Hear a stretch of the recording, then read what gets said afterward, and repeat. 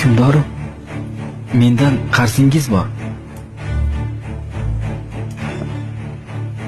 Sizdan nimadan qarzim bor, bolam? Hazratim, men tijorat bilan shug'ullanardim. Kasodga uchradim. Bo'ynimgacha qarzga botib ketdim. Har kecha yotarda Allohga duo qildim. Bolam, podshohimiz qanday qarzdor bo'lganligini so'rayaptilar. Aytyapman-ku, har kecha yotarda Allohga duo qildim. Bu kecha tushimda payg'ambarimiz alayhisolatu vassalamni ko'rdim, hazratim. Sallallohu alayhi vasallam.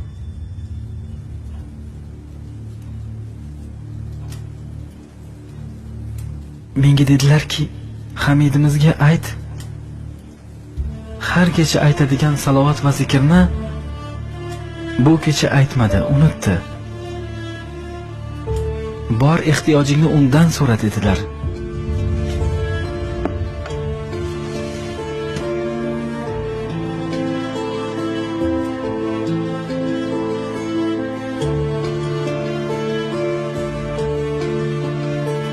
Nima dedilar?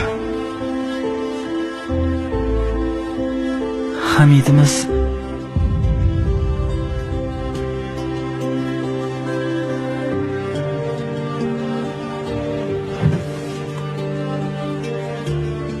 Bolam.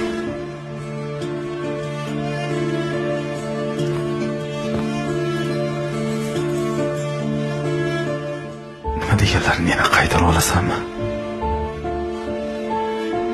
Hamidimiz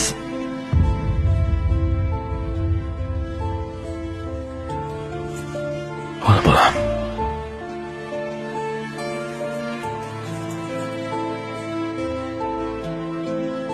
Yana bir marta qaytar. payg'ambarimiz alayhisalomni tushimda ko'rdimda, Hamidimiz dedilar.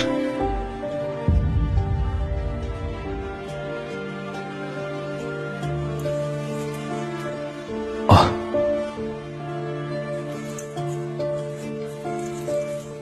yana takror qaytar.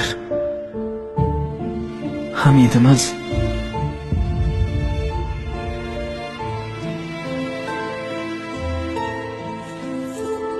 Oh, o'g'lim, shuncha olgan narsalaring yetmaydimi?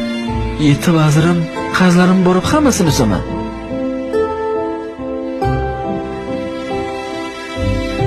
salomat bo'l.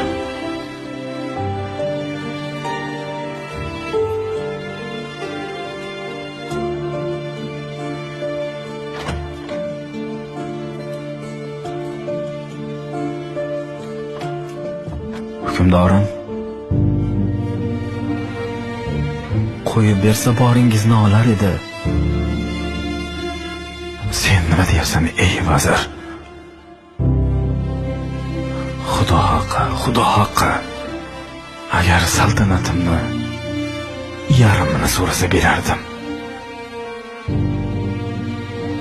Kecha ish bilan charchab o'tirgan joyimda uxlab qolibman.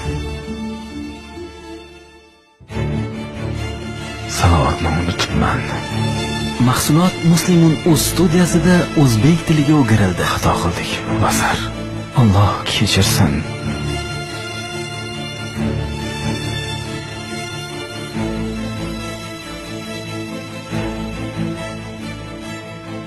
Payg'ambarimiz sallallohu alayhi va sallam shunday marhamat qildilar. Qiyomat kunida ummatlarimning menga eng yaqini, menga ularning salovatni eng ko'p aytuvchilaridir.